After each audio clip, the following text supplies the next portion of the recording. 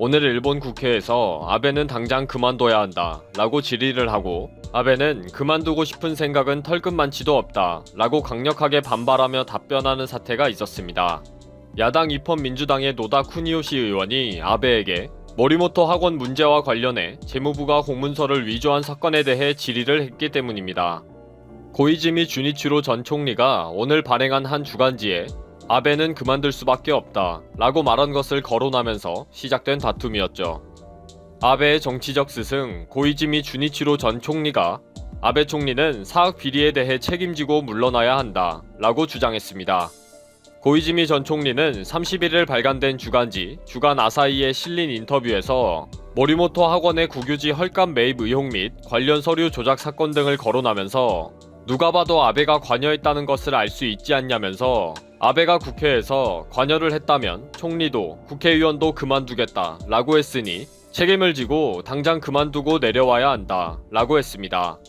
오늘 일본 참의원 회의에서 노다 의원은 아베 총리에게는 스승이라고도 할 고이즈미 주니치로 전 총리의 인터뷰 기사다 라고 지적했는데, 아베는 고이즈미 전 총리가 관방장관과 자민당 간사장으로 발탁하면서 정치적으로 입지를 잡게 한 것이니 새겨들어야 한다는 식으로 더 보태며 물러나라고 한 것입니다. 이에 아베는 나는 지금 세계적인 악재에 대한 대책을 전력으로 힘쓰고 있다. 이러한 역할을 내던지는 것은 털끝만치도 생각하지 않고 있다는 것을 확실히 말씀드리고 싶다 라면서 강력하게 반박했습니다. 오늘 일본 언론에서는 아베 총리는 자리에서 내려오는 것은 털끝만치도 생각하지 않고 있다 라는 뉴스가 쏟아졌습니다.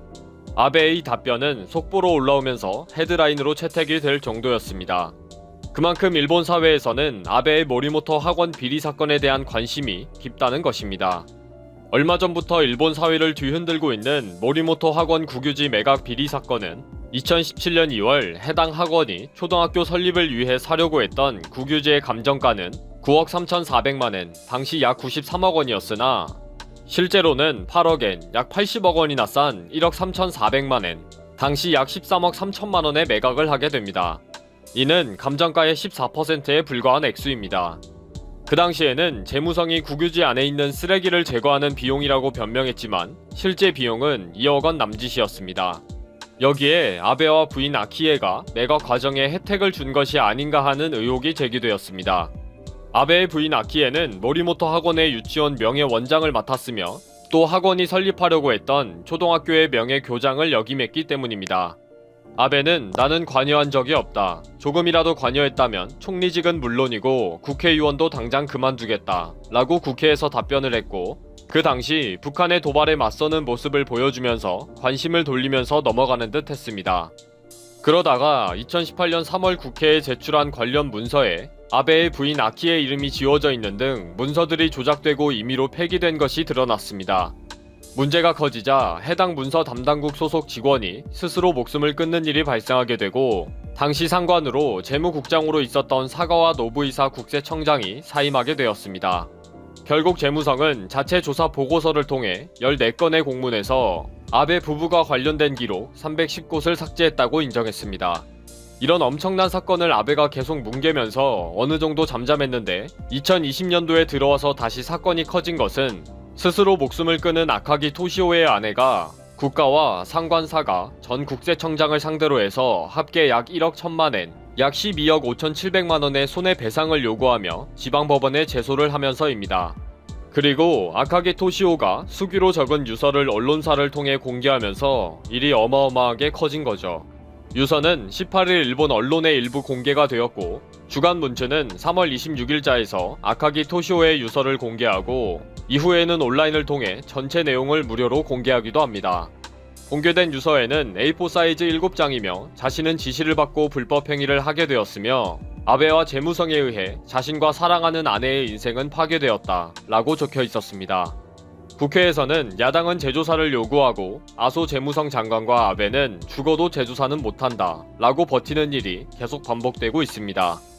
아베는 매번 답변 때마다 가슴이 아프다, 거듭 명복을 빈다, 이미 재무성에서 철저하게 조사를 했다, 그리고 재조사는 결코 없다 라면서 앵무새 답변을 하고 있었습니다. 아베의 재조사는 없다는 계속되는 답변에 아카기 토시오의 부인은 아베와 아소, 너희들은 조사를 받아야 하는 대상이다. 조사하지 않겠다고 대답할 자격이 없다 라고 강력하게 반발했습니다. 그리고 아베가 마음이 아프다 라고 했는데 진정이라면 재조사를 해라 라면서 트위터를 통해 시민단체들과 연대를 하고 있습니다. 이런 말도 안 되는 범죄 비리에 대해 고이즈미 전 총리는 문서를 조작하게 된 계기는 아베 총리가 나 자신이나 아내가 관여했다면 총리도 국회의원도 그만둔다 라고 국회에서 말한 데서 시작된 것이다. 결국 책임을 져야 한다 라고 지적했습니다. 분명하게 관여를 했고 자신으로 인해 조작 지시를 받은 공무원이 억울함을 호소하는 유서를 남기고 스스로 목숨을 끊었는데도 눈 하나 깜짝하지 않는 아베의 후한무치가 놀랍습니다. 재임 중에는 재조사는 죽어도 못한다고 버틸 수 있을지 몰라도 내년 9월 임기가 끝나고 나면 분명히 재조사를 하게 될 것입니다. 책임도 져야 할 거고요. 이 외에도 아베의 비리는 너무나 많기 때문에 퇴임 이후 불려다니느라고 바쁠 것입니다. 한국 영화가 일본에서 박스오피스 정상에 오르기는 2005년 내 머릿속의 지우개 이후 15년 만이었습니다. 지난달 10월 개봉과 함께 5위로 출발한 기생충은 차츰 순위가 오르더니 지난 10일 아카데미 시상식에서 작품상 등 사관왕을 휩쓴 뒤 입소문을 타고 결국 정상을 차지한 것입니다. 특히 최근 한일 관계가 좋지 않은 가운데서도 영화의 힘으로 이뤄낸 흥행이라는 점에서 의미가 깊다고 보고 있습니다. 이 소식에 일본 네티즌들은 부러움을 드러내는 반면 몇몇 언론들은 대기업 배급사의 로비 덕에 수상했다며 근거 없는 주장을 펼치기도 했습니다. 게다가 한 일본 평론가는 기생충의 부자 가족이 일본이고 빈곤 가족은 한국이라는 엉뚱한 해석을 내놓기도 했습니다. 지난 17일 일본 매체 다이아몬드 온라인에 한국 영화가 기생충으로 아카데미상을 수상할 수 있었던 이유라는 기사가 올라왔습니다. 평론가 시라카와가 쓴 이 기사는 전후의 고도성장으로 선진국에 진입한 일본은 지상에서 사는 부유한 가족에 일본과 개발도상국의 대륙 아시아 사이에 있는 한국은 반지하의 가족에 비유할 수 있다고 했습니다. 그러면서 그는 다소 추하게 그려진 이 지하 부분은 한국에서 엄격한 시선을 받으면서도 일본을 호의적으로 생각하는 친일파 한국인처럼 보인다고 말했습니다. IT 기업 사장의 경멸에 상처를 받은 기생충 가족의 아버지가 부자 가족을 붕괴시키는데 이것이 일본에 대한 파괴 욕구를 묘사한 것 같다고도 주장했습니다. 마지막에 아들이 지하에 숨은 아버지를 위해 대저택을 구입하고 아버지를 구출한다는 것은 한국이 세계를 리드하는 선진국이 된다고 아버지에게 맹세하는 것이라고도 해석했습니다. 이 같은 해석에 일본의 누리꾼들도 전혀 공감되지 않는다는 평이 많았고 한 누리꾼은 세계에서 이런 해석을 할 수 있는 건 일본뿐으로 영화를 받는지도 의문이라고 비판했습니다. 지금 기생충이 아카데미상을 받고 전 세계에서 신드롬 현상이 일자 재밌는 일들이 벌어지고 있습니다. 인도에서는 봉준호 감독의 영화 기생충이 현지 영화를 표절했다는 주장이 제기되었습니다. 지난 17일 인도 영화 민사르 칸나의 프로듀서 테나파는 기생충의 기본 플롯은 우리 영화에서 따간 것이라며 그들이 우리 영화의 가장 중요한 부분을 훔쳐갔다고 주장했습니다. 이어 테나파는 기생충의 제작사를 표절로 고소할 예정이라고 했습니다. 인도 영화 민사르 칸나는 사랑을 쟁취하기 위해 신부를 감추고 연인의 집에서 경호원으로 일하는 남성의 이야기를 담았습니다. 남성은 결혼을 위해 그의 남동생과 누이도 그 집에서 각각 하인과 요리사로 일하며 함께 목적을 달성하는 이야기입니다. 기생충이 부잣집에 가족들이 취업하는 이야기라서 민사르 칸나 측은 이것을 표절했다고 주장하고 나선 것입니다. 이와 관련해 민사르 칸나의 라비 쿠마르 감독은 아직 기생충을 보지 못했다면서 소속은 프로듀서가 결정한 일이라고 말했습니다. 그는 민사르 칸나가 기생충의 영감으로 작용했다고 할지라도 그 이야기가 오스카상을 받아서 기쁘다고 했습니다. 인도 언론 인디아 투데이는 가족 구성원 모두가 한 집에서 일한다는 설정은 비슷하지만 영화 민사르 칸나는 남녀의 사랑을 다룬 영화일 뿐이라고 했습니다. 반면 기생충은 부유한 집에서 일자리를 구하는 노동자 계급 가족의 이야기를 그린 것으로 등장인물의 동기는 완전히 다르다고 지적했습니다. 인도의 영화평론 사이트 필름 컴패니언도 표절 주장을 비판했습니다. 기생충은 계급투쟁의 이야기를 그렸고 민사르 칸나는 여성 간의 갈등을 그린 영화로 매우 다른 이야기라는 것이었습니다. 그러면서 이 주장을 진작에 믿는 사람은 아무도 없을 것이라고 했습니다. 그럼에도 기생충을 고소하겠다는 민사르 칸나의 프로듀서 테나파는 표절 주장의 정당성을 말하면서 과거에 한국의 영화 제작자들이 파미러 영화 제작자들에게 소송을 건 사례가 있다고 말했습니다. 한국에서 소송을 한 것처럼 자신도 소송을 하겠다는 것이었는데 사실 인도는 그동안 무수하게 한국 영화를 표절해서 논란이 되어 왔습니다. 그동안 표절 논란이 되어왔던 한국 영화는 7번 방의 선물, 달콤한 인생, 엽기적인 그녀, 조용한 가족, 올드보이, 시라노 연애조작단 등 20여 편이 넘었습니다.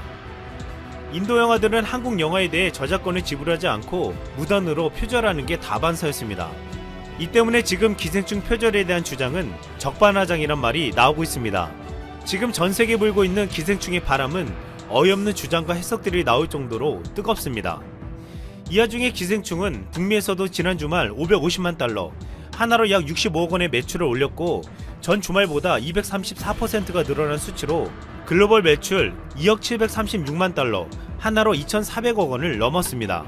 이런 추세라면 비영어 영화로 역대 최고 기록을 세운 와우 정령의 2억 1,300만 달러, 하나로 약 2,528억 원을 가볍게 뛰어넘을 전망입니다. 또한 기생충은 북미와 일본에 이어 영국에서도 주말 박스오피스 순위가 4위에서 2위로 상승했습니다. 오스카 레이스를 함께 펼친 영국 미국 합작 영화 1917까지 제친 것입니다. 전세계 극장가와 영화제를 모두 휩쓸어버린 기생충은 다 계획이 있었습니다.